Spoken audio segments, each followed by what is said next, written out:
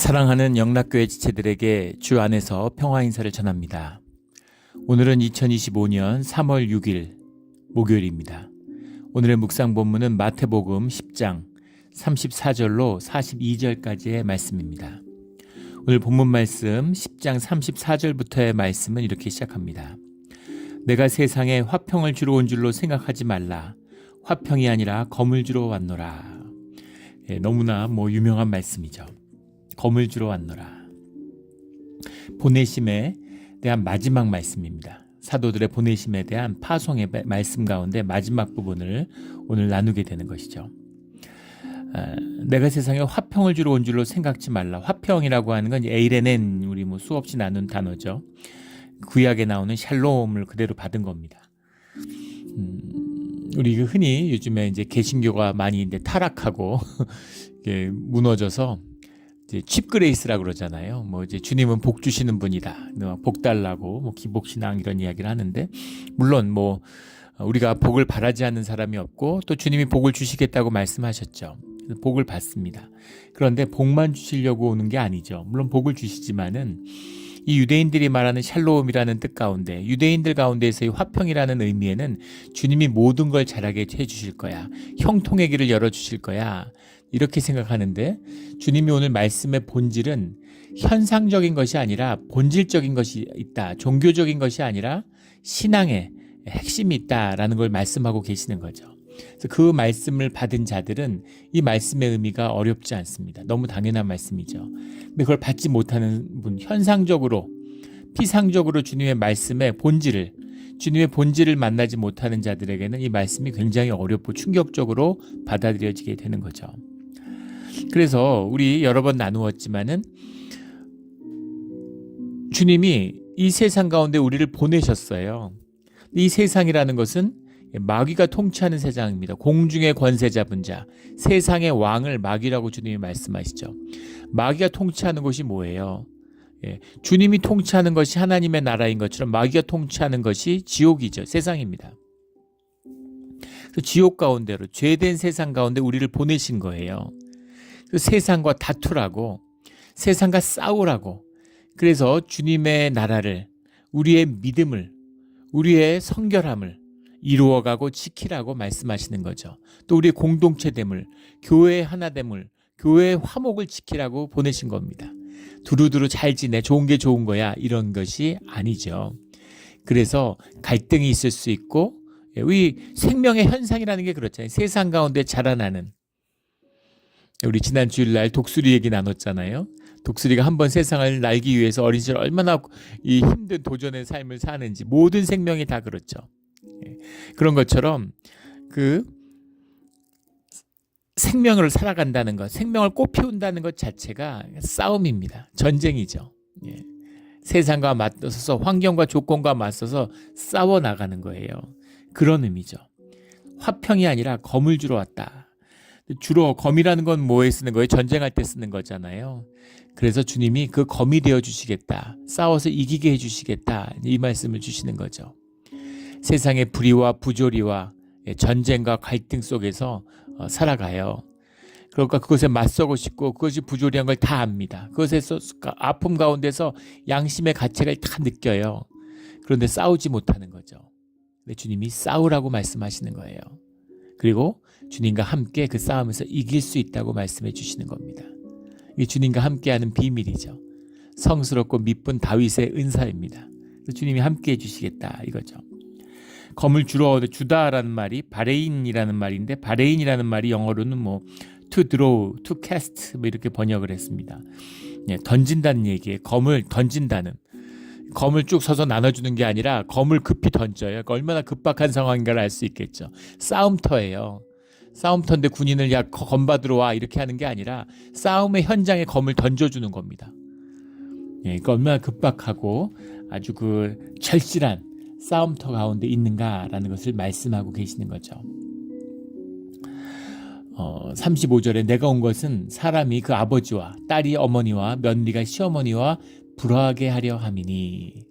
다 가족이죠. 36절에 사람의 원수가 자기 집안 식구니라. 주님이 가족의 의미와 소중함을 말씀하시고 우리에게 주셨죠. 그래서 구약 전체를 보면 가족의 이야기예요. 신약은 교회의 이야기죠. 주님의 은혜와 주님의 축복이 늘 가족과 교회를 통해서 오는 겁니다. 우리 삶에서 지켜야 할 가장 소중한 그릇이에요. 그런데 사람의 원수가 자기 집안 식군이라 이렇게 말씀하고 계시죠. 그래서 이게 무슨 말씀인가? 아버지와 자식이, 딸이 어머니와 며느리와 시어머니가 화목하게 하는 게 주님의 일 아니야? 그런데 그것을 불화하게 하게 오셨다니. 이 불화의 의미가 뭐겠어요? 다 세대 간의 대결이 있죠. 젊은 사람들이 나이 든 사람과 딸이 어머니와 며느리가 시어머니와. 세상 가운데 이미 질서가 있어요. 억압적이고 군림하는 질서가 있습니다. 그리고 그 질서의 희생자들은 젊은 사람이 되기 쉽겠죠. 그 세대 간에 보세요. 정치 같은 걸 보세요. 항상 젊은 사람들에게 짐을 전가시킵니다. 연금이 파산한다 그러죠. 미국도 마찬가지고 한국도 마찬가지입니다. 연금이라는 건 60, 70년대에 시작된 인류에서 처음으로 경험한 고도 성장 시대, 산업화 시대의 산물입니다. 인구가 계속 늘어나고 고도 성장을 할 때 연금 제도가 유지될 수 있죠. 근데 이제 저성장, 인구 감소의 시대에 들어가니까 이걸 유지할 수 없어요. 연금을 바꿔야 됩니다. 바꾸나요? 절대 못 바꾸고 손도 못 대요. 손도 못 댑니다. 프랑스 이런 나라 보세요. 60세부터 연금 받는데 그걸 61세, 62세로 올린다는데 난리 나고 나라가 거의 망할 것 같처럼 싸우잖아요.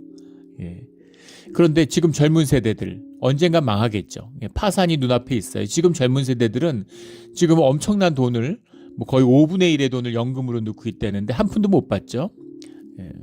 앞으로 20, 30년 지나면 자기 번 돈을 전부 다 연금을 지금 유지하려면 체제를 한국에서는 지금 젊은 세대가 20년 뒤의 세대는 지금 태어난 아이들 이런 아이들이 직장을 얻을 때는 번 돈의 전부를 연금으로 넣어야 된답니다. 어차피 파산이에요. 그런데 그걸 개편하지 못하는 거죠. 왜냐하면 기성세대가 그걸 받아들이지 않는 거예요. 지금 당장 내 후손들은 뭐 굶거나 못 받거나 일단 나는 받아야 되겠다 이런 거죠. 그것이 사람들의 질서고 세상의 질서입니다. 다 이기적이에요. 누가 남을 위해서 헌신하고 희생합니까?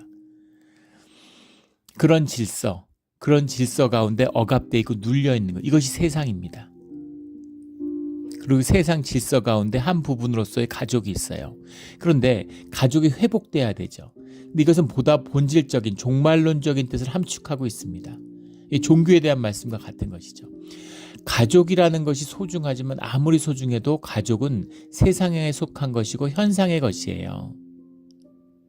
종교와 마찬가지. 종교가 귀하죠. 종교를 하도 비판하니까 종교가 귀하지 않다고 생각하시는 분들이 있을 수 있어요. 종교가 귀합니다.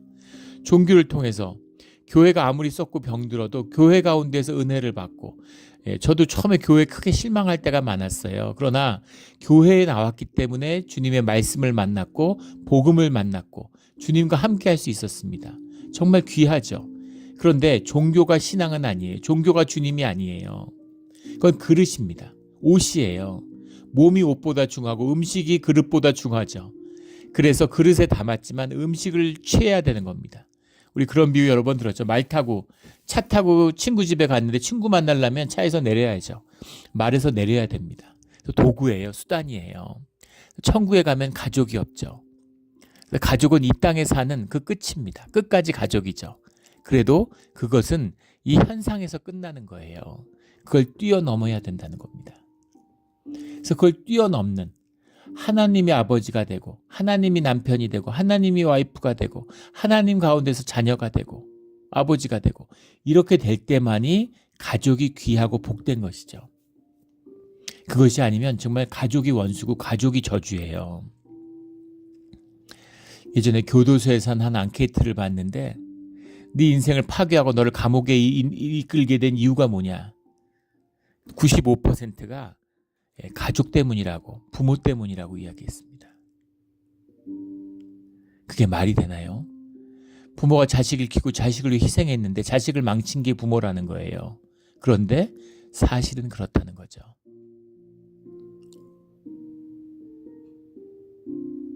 자식의 온갖 정성, 수입의 절반을 아이 사교육에 쏟아부었는데 아이에게 남긴 유업은 두려움, 세상에 대한 두려움, 돈을 의지하는 마음, 그것밖에 남긴 게 없는 거죠. 그래서 애 삶을 피워보기도 전에 저주로 얼룩지게 만들었어요. 자식의 원수가 부모입니다. 부모가 자식을 나무라고 욕해요. 세상 사람들이 욕한다고 자식들이 상처받거나 삶이 묶이지 않습니다. 부모가 자식을 저주하면 자식은 부모의 저주에 묶이죠. 하나니까. 내가 내 자신의 삶을 저주하며 살았는데 어떻게 내 자식이 그 저주에서 풀려날 수가 있겠어요. 그래서 우리는 저주 가운데, 죄 가운데 잉태돼서 죄 가운데 나서 저주 가운데 자라는 것입니다. 그걸 끊는 것, 그걸 깨는 것이 주님의 복음이에요. 그것이 주님의 구원입니다. 그래서 사람의 원수가 자기 집안 식구가 되는 것이죠. 삶에서 주님에게 돌이키고 정말 내가 나로서 정말 진실하게 나의 나됨을 한번 꽃피워 보겠다는 그런 진실함과 절실함으로 한 번이라도 살아본 사람은 이 말씀의 의미를 만나게 되죠. 사람의 원수가 자기 집안 식구인 것입니다. 그걸 뛰어넘어야 돼요. 그걸 끊어야 됩니다. 그리고 주님 안에서 가족이 회복될 때 진짜 가족이 되는, 그것이 진짜 축복이 되는 겁니다. 그 복된 가정, 그러면 가족이 천국이죠. 우리 천국으로서 가족을 축복으로 누리는 그런 우리 모두가 되기를 주의 이름으로 축원합니다. 37절에 아버지나 어머니를 나보다 더 사랑하는 자는 내게 합당하지 아니하고 아들이나 딸을 나보다 더 사랑하는 자도 내게 합당하지 아니하며 삶의 1순위, 그러니까 주님이 되어야 된다는 거죠. 이것의 다른 의미는 예수님이, 교회가 우리에게 진정한 가족이 되어준다는 이야기입니다. 아버지 어머니 사랑하지 말라는 게 아니죠. 사랑하지만 주님이 더 우선인 거죠. 모든 것에 삶의 우선순위가 주님이어야 되는 겁니다. 하나님과 돈을 겸하여 섬길 수 없다, 이렇게 주님 말씀하셨죠. 예. 그래서 뭐 돈을 끊어라, 돈 갖고 살면 안 된다, 이런 이야기가 아니라 하나님이 삶의 1순위가 돼야 된다는 겁니다. 근데 우리가 한번 사는 종교 생활을 보세요. 예. 늘 주님이 밀리죠. 진짜 사소한 거에 밀려요. 뭐 어디 가서 무슨 주일날 할 수 있는 일이 생겼는데 한 500불, 1000불 준다고 해보십시오. 교회 오겠습니까? 500불, 1000불에 밀리는 거예요. 친구가 한국에서 왔다 그러면 뭐 샌프란시스코 관광시켜줘야 되는데, 그런데 주중에 휴가 내서 그걸 시켜주는 사람을 거의 본 일이 없는 것 같아요. 항상 주의를 뺍니다. 항상 밀려요, 순위에서, 사람 순위에서. 그거는 신앙의 관점에서 본다면, 본질의 관점에서 본다면 아무 의미가 없는 겁니다. 교회 평생 다녀도 아무 의미가 없어요. 그래도 나 교회 다니고 그래도 교회에서 헌금도 하고 봉사도 좀 하지 않았느냐, 그 공로가 있지 않느냐, 그 공로가 얼마나 될까요? 나땡입니다. 제로예요, 제로. 오히려 더 위험해요. 주님의 이름을 팔고 주님의 이름을 더럽히고 예배를 욕되게 하고, 그래서 오히려 교회 안 다니는 것보다 더 나쁠 수 있죠. 좋을 건 아무것도 없어요. 더 나쁠 가능성이 훨씬 큽니다. 죄만 안 받아도, 저주만 안 받아도 그 다행이죠. 그것이 종교의 끝입니다. 종교를 시작해요. 하지만 종교가 주님의 복음을 피워내야, 신앙을 피워내야, 믿음을 피워내야, 주님과 하나됨을 이루어내야, 그래야 귀한 것이 되는 거죠. 우리의 삶도 마찬가지죠. 우리 삶도 실패와 좌절과 아픔과 절망 속에서 살아왔지만 주님을 만나면 다 복되고 귀한 것입니다. 근데 그게 안 되면 진짜 아무것도 아니죠. 썩어지는, 아무짝에도 쓸모없는 버려지는 인생에 지나지 않는 것이죠. 그 말씀을 주시고 계시는 겁니다. 38절에 또 자기 십자가를 지고 나를 따르지 않는 자도 내게 합당하지 아니하리라. 진실의 삶, 진짜의 길이죠. 아직 십자가의 복음을 선포하지 않으셨고 주님이 십자가에 돌아가신다는 것도 말씀하지 않으셨어요. 그런데 계시적인 말씀을 선포하고 계시는 거죠. 자기 십자가를 지고 나를 따르지 않는 자, 자기 십자가를 지지 않는데, 십자가가 자기 부인이죠. 참된 나, 진짜 나, 진짜 나로 주님을 따라야 주님과 함께하는 것이죠. 주님은 죄인은 용서할 수 있지만, 죄인과 함께 하시지만 거짓과 함께 하지는 않으십니다. 그래서 우리가 신앙생활에서 가장 알파와 오메가로 조심해야 되는 건 거짓이에요. 우리가 뭐 못된 짓 우리 못된 거 다 알죠. 우리 부족한 거 다 아세요. 우리 이기적인 거 다 알고 우리가 죄를 먹고 마시는 거 다 아십니다. 하지만 용서하고 돌이키시는 거죠. 그게 나의 진실이고 아픔인 걸 주님이 아파하시니까. 우리가 자식 한번 생각해 보세요. 자식이 어떤 모습이든 자식을 용납하지 않겠습니까? 근데 자식이 거짓으로 대해요, 부모를. 그러면 자식을 만날 수가 없죠. 걔는 도대체 누구예요? 항상 거짓말하고 삶을 나누지 않고. 그러면 하나 될 수 없죠. 그래서 거짓의 문제는 하나됨을 깬다는 겁니다. 어떤 아픔도, 어떤 죄도, 어떤 시련도 하나 되는 걸 막을 수 없어요. 하나 된다는 게 사랑이잖아요. 아프기 때문에, 무너졌기 때문에 더 사랑하게 되는 거죠. 비밀입니다. 부모의 마음이잖아요. 자식이 시원찮고 자식이 아프고 그러면 더 마음이 가고 더 애틋하죠. 그런 거죠. 자기 십자가를 진다는 건 진실하단 자원하는 심령으로 주님께 나아가는 것이죠. 오직 진실함입니다. 그 진실함 그걸 가지고 주님 앞에 나아가면 주님의 십자가를 만나게 되는 거죠. 우리를 구원하시는 복음의 능력이 되시는 주님의 십자가를 만나고 따르게 되는 겁니다. 또 십자가를 지지 않는 자는 절대 십자가를 따르지 못해요. 십자가가 세상에선 저주인데 세상에서는 파멸인데 어떻게 십자가를 따라갑니까? 그 십자가, 나의 십자가를 지고 숨어있는 삶의 현상 가운데 보이지 않는 삶의 진실을 만나고 그 진실을 살 때만이 그때만이 하나님의 십자가가 보이고 그걸 따라갈 수 있는 겁니다. 자기 십자가를 지지 않는 사람은 십자가의 그림자만 보여도 도망가게 돼 있죠. 이게 십자가의 비밀이에요. 39절에 자기 목숨을 얻은 자는 잃을 것이요 나를 위하여 자기 목숨을 잃는 자는 얻으리라. 생명의 말씀이죠. 이 현상을 사는데 현상에 살면 잠깐 사는 거잖아요. 그 영혼이라고 하는 본질의 세계, 생명의 세계라고 성경은 이야기하죠. 생명이란 건 뭐예요? 살아있고 진짜라는 얘기입니다. 그래서 목숨을 얻는 자, 목숨을 얻는다는 게 무슨 말이에요? 다 목숨이 있는데 그게 아니라 목숨을 위해 산다는 거죠.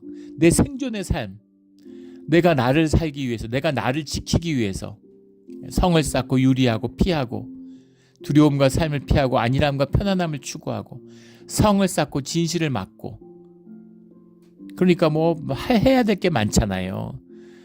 머리도 만져야 돼. 요새 뭐 브이로그 이래가지고 뭐 이렇게 이런 사람들을 뭐 그냥 일반인들도 자기가 어떻게 사는지를 유튜브 같은 데 막 올려요. 왜 올리는지 모르겠지만은. 그런데 그런 거 뭐 이런 유튜브 아무것도 아닌 것 같이 보이는데 자기 삶인데 그냥 찍으면 되잖아요. 그런데 뭐 그거 찍는 날은 이제 막 미장원 가가지고 머리 만지고 뭐 화장하고 뭐 옷하고 뭐 그런 걸로 시간을 대부분 오전을 다 보내는 거죠. 집 있어야 돼, 인테리어 해야 돼, 그걸 뭘 꾸며야 돼, 정원 가꿔야 돼. 내가 못 가꾸니까 그럼 또 돈이 있어야 되잖아요. 사람들 사서 해야 되니까. 정원을 뭐 크게 해놓고 막 갖고 거기다 돈 들이고 시간 들이고 왜 그렇습니까? 소박하게 살아가면 되는데 그렇게 할 수가 없죠. 나를 지키고 나를 세워야 되니까. 적당히 존경도 받아야 돼. 적당히 인정도 받아야 돼. 적당히 높임도 받아야 돼. 적당히 좀 뻐기고. 그런 게 살기 위해서 대충 살기 위해서 너무나 많은 시간을 투여해야 돼요. 점점 더 많은. 이상한 나라의 앨리스에 나온 이상한 나라처럼 다 뛰기 때문에 자기 현 위치를 유지하려면 죽어라 뛰어야 되는 겁니다. 그냥 뛰면 계속 뒤처져요. 삶이 너무너무 힘들고 너무 고통스러운 거죠. 그런 거 이게 목숨을 얻은 자입니다. 얻는 자. 그게 무너져 내리는 걸 견딜 수가 없어서 목숨을 끊는 자들이 나오죠. 참 그 가슴 아픈 얘기인데 최근에 뭐 보면은 뭐 연예인들, 뭐 방송하는 사람들 이런 사람들 젊은 그 친구들이 형제 자매 이런 친구들이 뭐 엘리트들이고 좋은 학교 나오고 똑똑하고 뭐 외모도 뛰어나고 근데 그걸 가꾸기 위해서 그걸 지키기 위해서 죽어라도 노력하는 거예요. 그러다 그게 안 되니까 거기서 밀려나니까 거기서 자꾸 도태되니까 자기보다 더 똑똑하고 더 예쁘고 더 공부 많이 하고 이런 친구들한테 밀리니까 죽어라 뛰는데 안 되니까 그러니까 뒤로 밀려날까 봐 뒤로 밀려날까봐 목숨을 끊는 거예요. 그게 고통스러워서. 그 고통이 자기 생명보다 더 귀하게 느껴지는 거죠. 마귀의 크나큰 승리입니다. 마귀가 하는 게 그거잖아요. 생명을, 영원한 영생의 생명을 보는 자, 이 종말의 때를 보는 자는 소박하게 살 수 있어요. 뭘 꾸미고 거창하게 이러고 뭐 존경받고 이럴 필요 없습니다. 뭐 노벨상 주문 받으면 좋겠죠. 근데 그거 받으려고 인생을 쓰진 않아요. 있어도 좋지만 없어도 그만입니다. 아무것도 아니에요. 그 목숨을 얻는 자는 결국은 생명을 잃게 된다는 거죠. 예. 생명이 진짜고 생존, 우리 혈육의 삶은 잠들었다 이러 죽는다고 안 그러잖아요. 예. 목숨을 얻으려고 하는 자는 잃는다. 나를 위하여 목숨을 잃는 자는 얻으리라.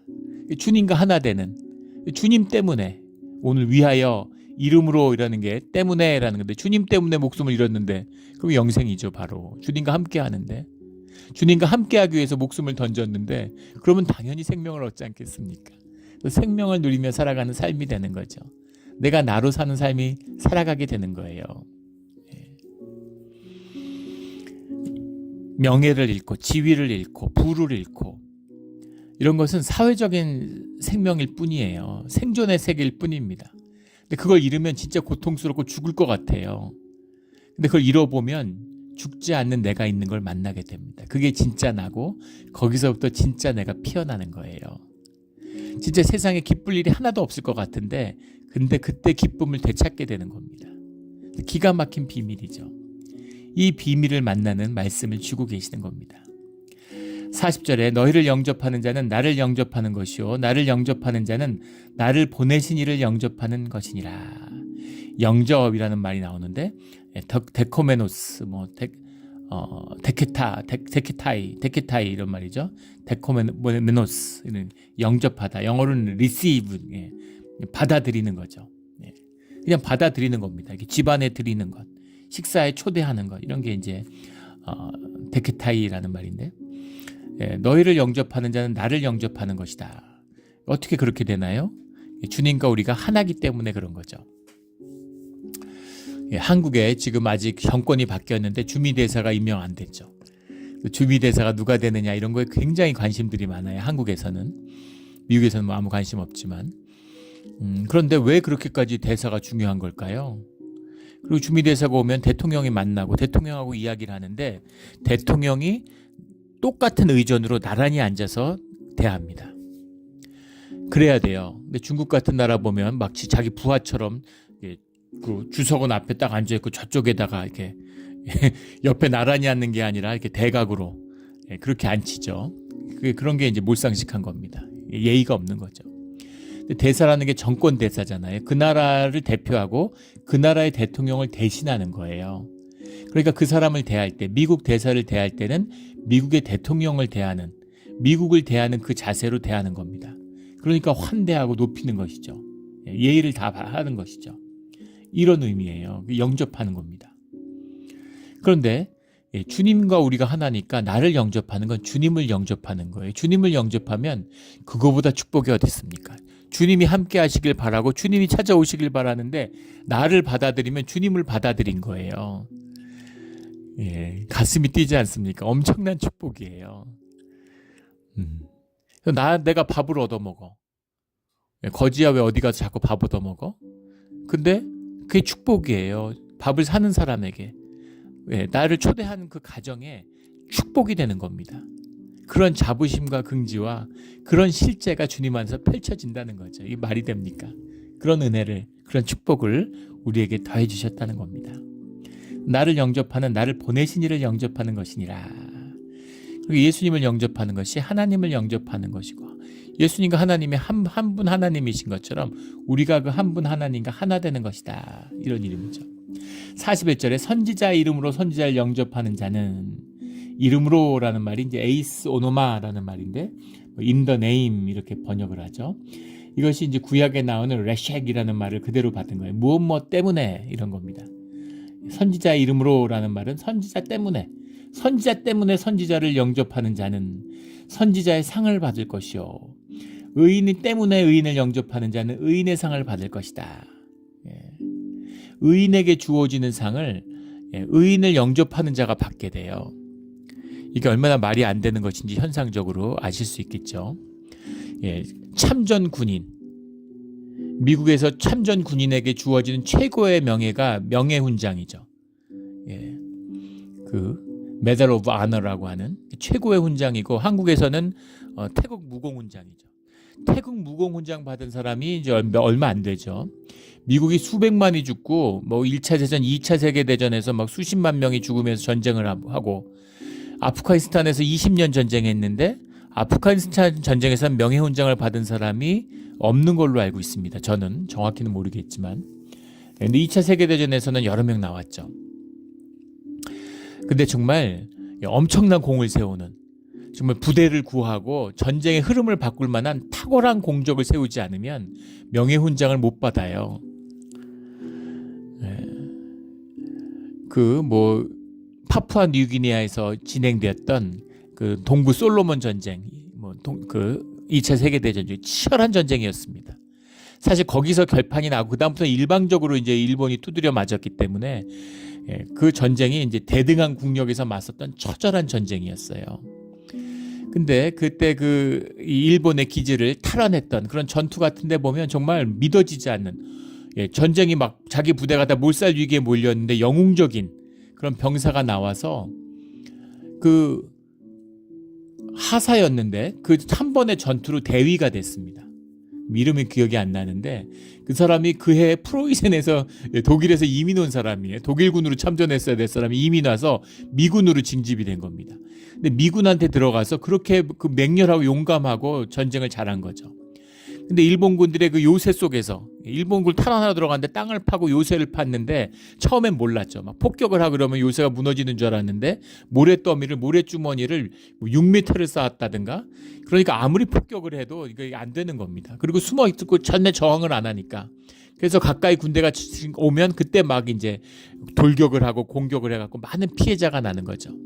근데 미군이 완전히 무너질 위기에 처했는데 혼자 거기를 가서 수리탄을 까서 놓고 그러면서 진지 6개를 혼자 부셨어요. 그래서 대위로 승진을 했는데도 명예훈장을 못 받았습니다. 명예훈장 밑에 있는 2급 훈장을 받았어요. 그러니까 명예훈장 받으려면 어느 정도 공을 세워야 되는지 아시겠죠? 그런데 명예훈장 받은 참전용사를 우리 집에 초대해서 내가 식사를 대접했어. 그랬더니만 나도 명예훈장을 받아. 이게 말이 됩니까?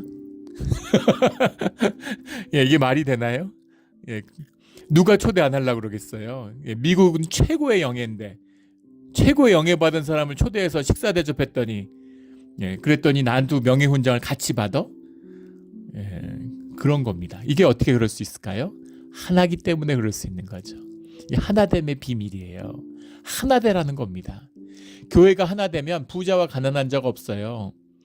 교회에 부자가 있으면 가난한 자가 다 부자 된 거잖아요. 하나가 됐으니까. 교회에 똑똑한 사람 있으면 내가 바보여도 상관없어요. 다 똑똑한 거죠. 하나 됐으니까. 제가 그 뉴욕에서 처음에 신앙생활 할 때 이민교회니까, 그런데 거기 이제 뭐 M&A 하는 그런 그 형제가 있었는데 변호사에 잘 나가요. 돈도 잘 벌고. 근데 교회에서 하나 되니까 마음이 쏟아진 거죠. 처음에는 이제 거기 혼자 사시는 할머니들이 많았습니다. 뭐 가족하고 왔는데 뭐 여러 가지 이유로 이렇게 혼자 살게 된 그런 이제 교회 권사님들, 뭐 집사님들이 계셨어요. 근데 그분들이 혼자 사니까, 근데 영어를 못 하니까 뭐 서류 같은 게 날라오는데 제대로 처리도 못 하고 뭐 이런 그 소셜 웰페어 같은 걸 잘 못 받는 겁니다. 그래서 그런 편지들을 다 모아갖고 교회 가지고 와요. 그러면 그걸 이제 읽어주고 해석 무슨 일이, 처음에는 갖고 와서 물어보니까 답해주다가 다 가지고 오라고 그래서 이제 그걸 처리해주고 이랬습니다. 나중에는 교회에서 방을 하나 내줬어요. 그 형제가 앉아가지고 오신 분들 그 편지들이나 모든 법률적인 사무들을 처리하고, 그 잘 나가는 변호사가 시간당 1,000불, 2,000불을 받는데 앉아가지고 그 서류를 오후 내내 다 처리해주는 겁니다. 답장도 쓰고 서류도 같이 앉아가지고 완성해주고 거기서 붙여서 우표까지 붙여서 다 해줘요, 처리를. 그런 변호사가 세상에 어디 있겠어요.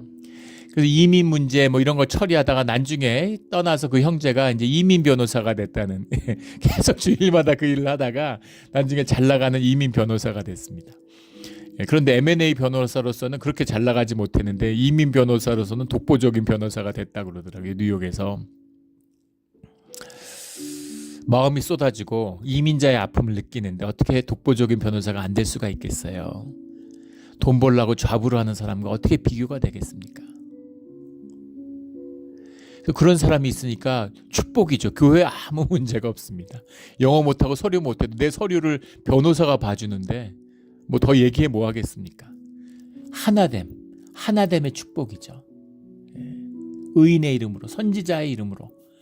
42절에 또 누구든지 제자의 이름으로 이 작은 자 중 하나에게 냉수 한 그릇이라도 주는 자는, 제자들을 파송하는데 이 작은 자들, 톰 마이크론이라는 말인데 우리 영어에서 쓰는 마이크론이 여기서 온 거죠. 작은 자들, 아이들을 사실 얘기하고 이렇게 부족한 자들, 주님이 주님을 따르는 제자들을 이 작은 자들 하는데 애칭의 의미도 들어있는 거죠. 예전에 뭐 부모들이 애들 보고 아유 우리 똥강아지들 뭐 아유 뭐 이렇게 그게 자식을 비하하는 게 아니라 애정을 듬뿍 담은 표현이잖아요. 작은 자들, 이 작은 자들이고 보잘것없는, 현상적으로 봐도 그렇죠. 다 뭐 물고기 잡다 왔잖아요. 세리하다 왔잖아요.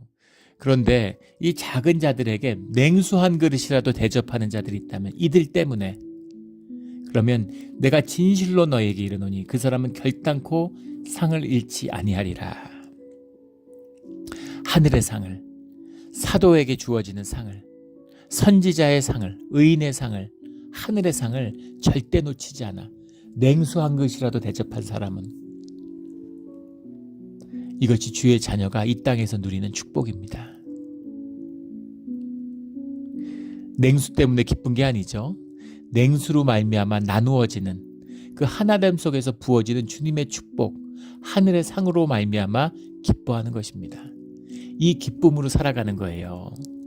이것이 우리 신앙의 축복입니다. 생명의 축복이고, 세상 가운데, 죄와 악한 세상 가운데 살아가는 주님의 축복이고, 우리를 보내시는, 우리를 부르시는 뜻이죠. 이 말씀을 만나 이 복을 누리는 기쁨으로 살아가는 그런 우리의 신앙의 길, 믿음의 길이 되기를 예수 그리스도 이름으로 축원합니다. 아멘. 기도드리겠습니다. 하나님 아버지 감사합니다. 주님의 말씀은 너무 깊고 어려워서 알 수 없는 것 같다가도 주님 안에서 깨우침을 받을 때는 이렇게 당연하고 쉬운 말이 없습니다.